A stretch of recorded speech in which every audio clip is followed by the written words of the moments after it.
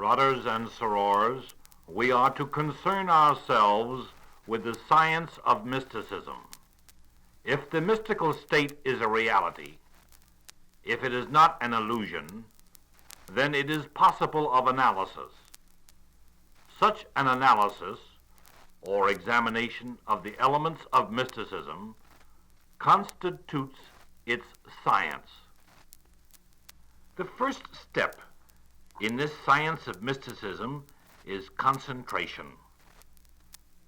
Concentration, when applied to the mind, has reference to the attitude of attention.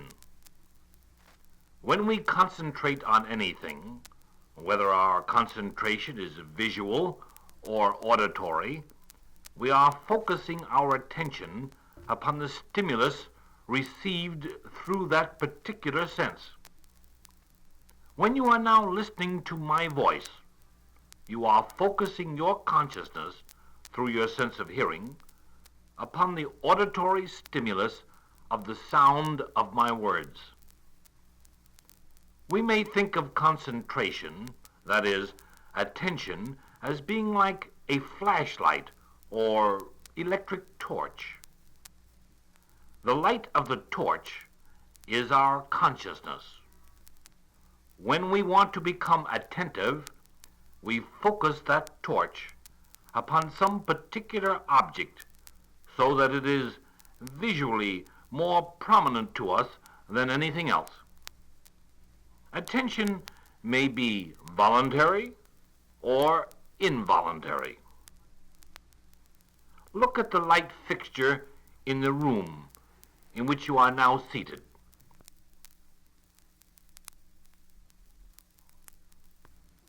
You have voluntarily focused your attention upon it. There is also involuntary attention.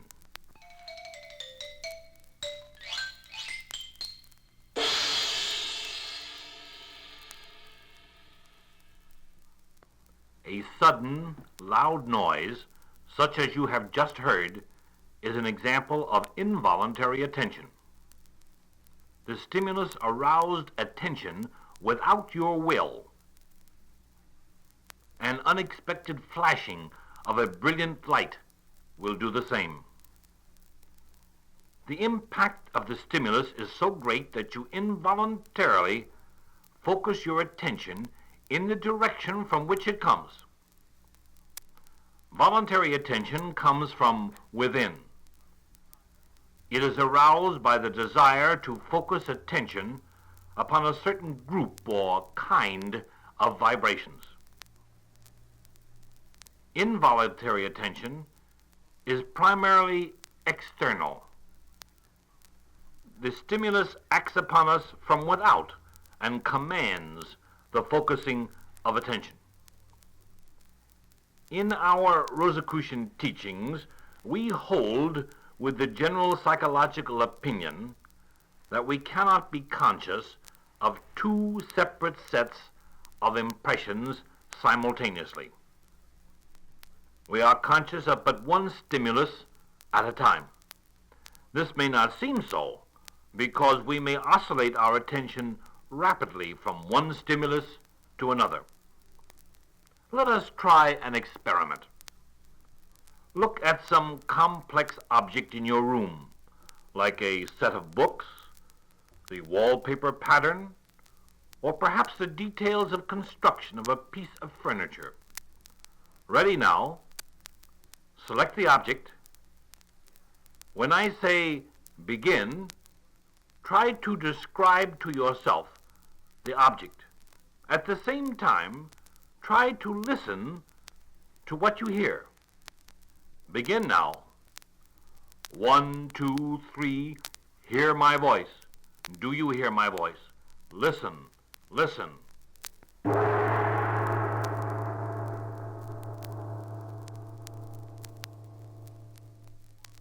2, 3, 1, listen. What am I saying?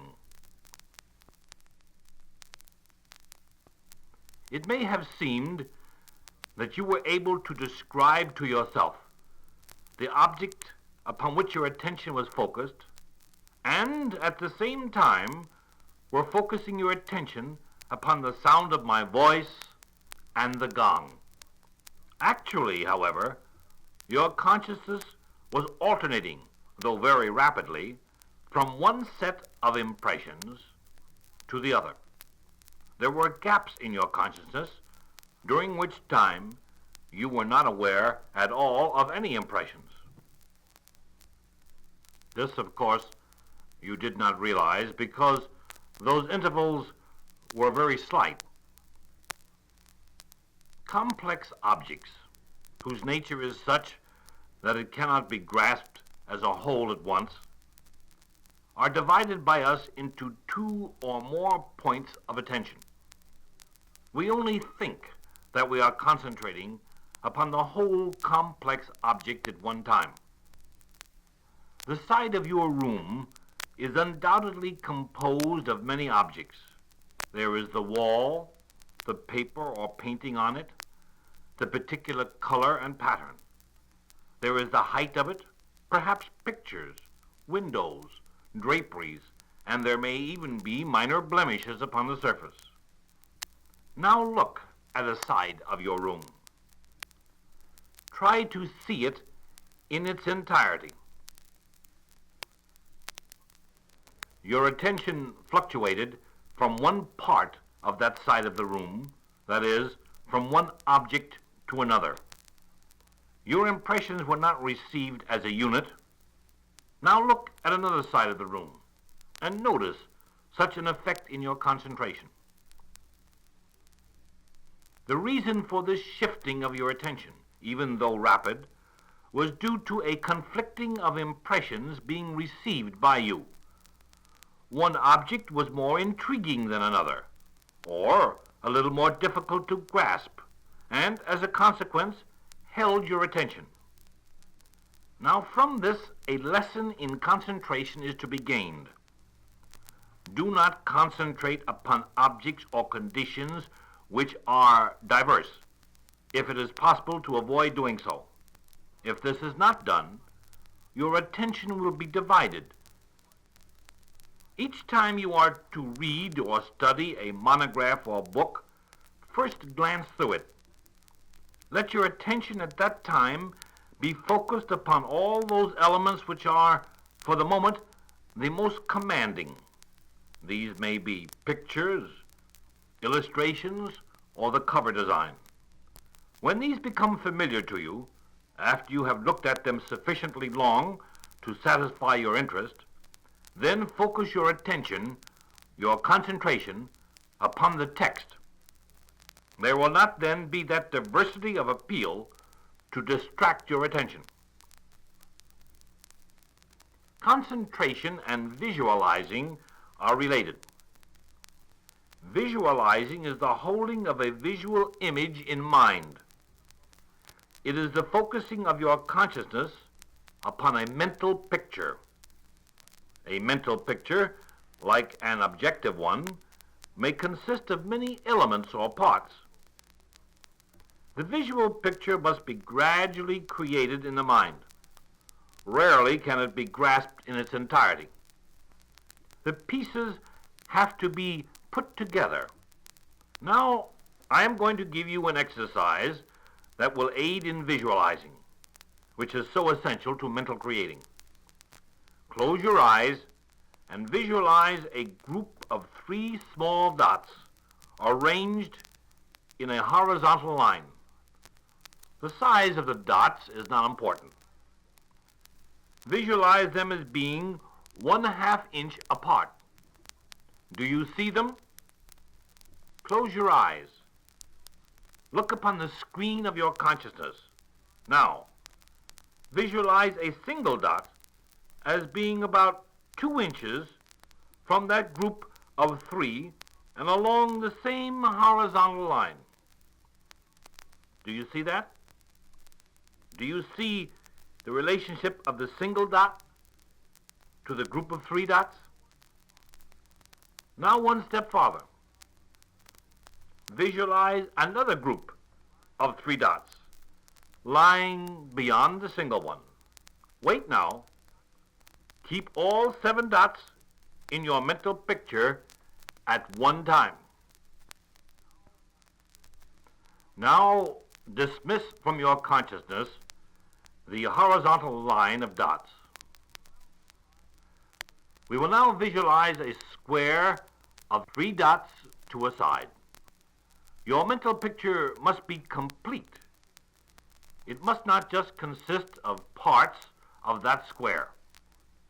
You must be able to mentally see the 4 sides of the square, each side consisting of 3 dots. With practice, you can do this with ease, and you will even be able to add more dots and put them into different arrangements. Try this visualization exercise at least once daily. It will help you in forming mental images so necessary for mental creation. Do you find that at certain times you can study and memorize more easily? You are right. There are times when you can. Many factors contribute to your concentration success. In what environment have you been most successful? If noises distract you, if they compete for the focus of your attention, then seek comparative silence. If, on the other hand, your environment is one that has a certain level of extraneous sounds or noises, such as automobiles, buses, and traffic noises, then actually you will find silence distracting.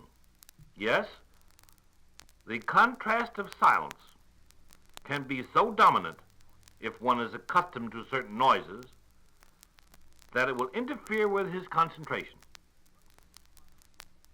What is your environment at present? Is it a customary one? If not, you may find your concentration difficult. What are your emotions when you are obliged to concentrate? Or have you little or no emotional response to the object of your attention? An emotional state, as an external stimulus, it would seem, provides the necessary energy for the focusing of attention. It provides the fluctuating or shifting of the attention to a great extent. Try this further exercise whenever you are about to concentrate.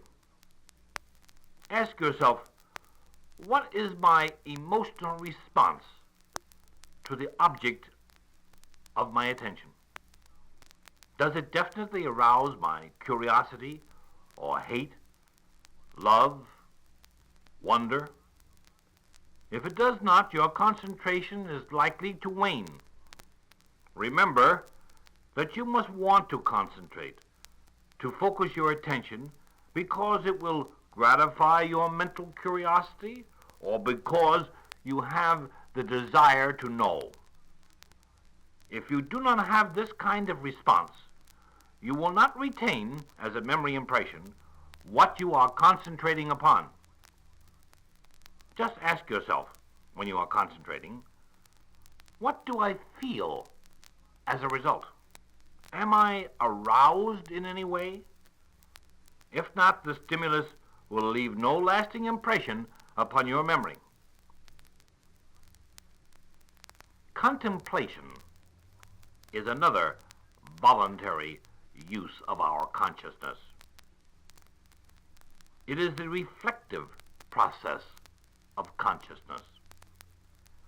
It is an act of consciousness within the mind rather than a responsiveness to impressions outside the mind. Contemplation is definitely distinguished from the faculty of perceiving. It is not the focusing of our attention on impressions that come to our eyes or other sense organs. When we contemplate, as in concentration, it is true that we do focus our attention. However, we are selecting from memory some idea placed there from former impressions of our senses. The idea which we contemplate may have been experienced previously as something seen or heard. By will, we cause this idea from memory to be isolated in consciousness, to stand apart from all other things. When we contemplate, our reflective process of consciousness is very acute, and we are aware of nothing else. For analogy, contemplation turns the searchlight of consciousness away from external impressions, away from the outside world, and introverting it, turns it in on our recollections and reason only. The advantages of contemplation are tremendous to us. Contemplation permits judgment and the evaluation of experience. Thus we are able to analyze the worth of the impressions which we have received and the value of our particular ideas. The thinker is one who uses what he has collected through experience by analyzing and evaluating it, by scrutinizing it. Contemplation also stimulates our imagination. The imagination suggests ways in which the ideas may be extended and joined together so as to become a greater structure of thought. It is one of the creative processes of mind. Contemplation, the dwelling on inspirational ideas or noble concepts, no matter how pleasing they may be or how true they may appear, is nevertheless not a mystical state.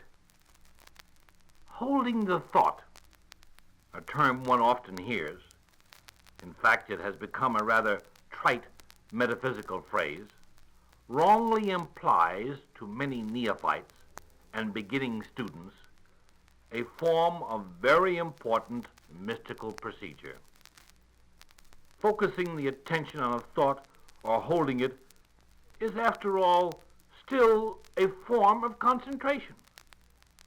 As such, it is nothing more than the method of arresting the consciousness, holding it fast to a single idea. It continues to limit the consciousness to a single phase of activity, to objectivity. Now, let us try an exercise in contemplation. Close your eyes, relax, and try to recall some event of the past week that was most satisfying to you. Ask yourself why the event was satisfying. What factors about it induced the enjoyment you now recall? Can those factors be repeated or similar ones performed? By this means of contemplation, there is conferred a power upon our ideas, and it allows us to extract from them the full force of their content. Each day, repeat this exercise. Bring to the fore of your consciousness experiences you have had. Figuratively, turn them around in your mind. Determine from a review of them what relationship they may have to your future acts, things to be done tomorrow, next month, or next year. Contemplation, as you will note, is definitely a form of concentration, but it is of a subjective nature. It is concerned with internal rather than external impressions. Now let us continue with the other side of this recording. Meditation is the most important application of our consciousness to mysticism. We have intentionally left meditation to the last in our consideration of the science of mysticism. We did so because meditation is commonly confused with concentration and contemplation. It is necessary first to correct the false idea that meditation is the negation or doing away with all of the manifestations of our consciousness. We could not dispense entirely with consciousness and yet have the self, the you, experience the mystical ecstasy, because self and experience are of consciousness. Consciousness is a stream of responsivity to innumerable vibrations. It is like a scale of music. Each part of the scale of consciousness has an octave. That is, it has its particular manifestation, just as notes compose the scale of music. The human ego, the self, can play on various parts of this scale of consciousness. We mean by this that the self, the you, can have realizations on different levels of this scale of consciousness. As one Oriental mystic said, there are two conditions of a person: the condition of being in this world and the condition of being in the other world. The other world contains the other levels of consciousness, which we all have. Consciousness reaches beyond objectivity, beyond our ordinary daily world of mortal existence. Consciousness goes far beyond the mental world, far beyond the realms of thought, of contemplation and reason. Another mystic has said, meditation is the joining of consciousness with the higher intellect or forces to make manifest sensations which do not exist to the lower consciousness. One cannot leap to a unity with the cosmic. He cannot plunge into cosmic consciousness. He must progress to it, like one swimming from shallow to deep water. Meditation, then, is a shifting of the field of perception. It is the looking or perceiving far beyond our immediate finite world. To arrive at this greater perception requires a transition or change of consciousness. Meditation, then, is the way of changing the consciousness. It is the evolvement from one level of consciousness to another. It is the personal knowing of the fullness of our being. Self changes in its ascent, in its upward climb through the levels of consciousness, just as an acorn changes to become the mighty oak. Now we shall try to experience the phenomenon of different levels of consciousness. The first experience we should have will be that of aloneness. This means detachment or separation from the world of the senses. You will realize that you are, but the world of every day will gradually seem to fade away if you are successful. First now, you will relax and place both feet firmly on the floor and keep them separated. You will begin with concentration and visualizing. You will see on the screen of your consciousness the image of one black dot. Form that image. As you fix your attention on that, it will become more definite to you. All other impressions will gradually become dormant. Now see that dot before you. Make it the focal point of your attention. There will just be that dot and yourself.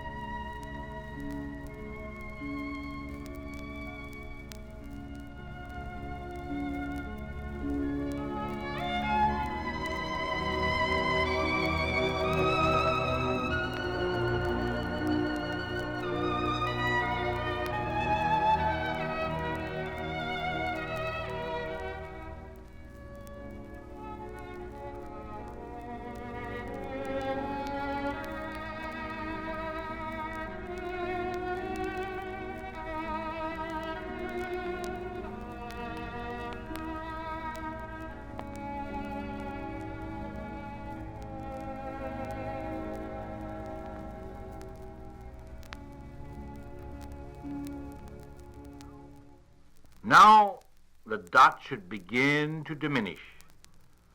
Finally, it must disappear. There is then just self.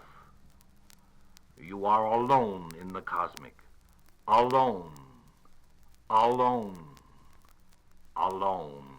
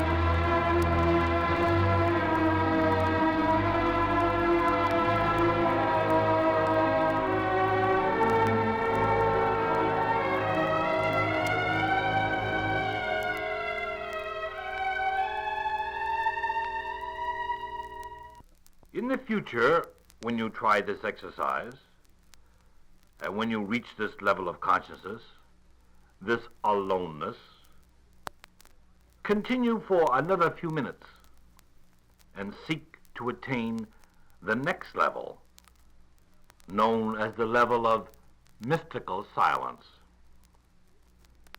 This experience is one where you are devoid of all thought, of all ideas.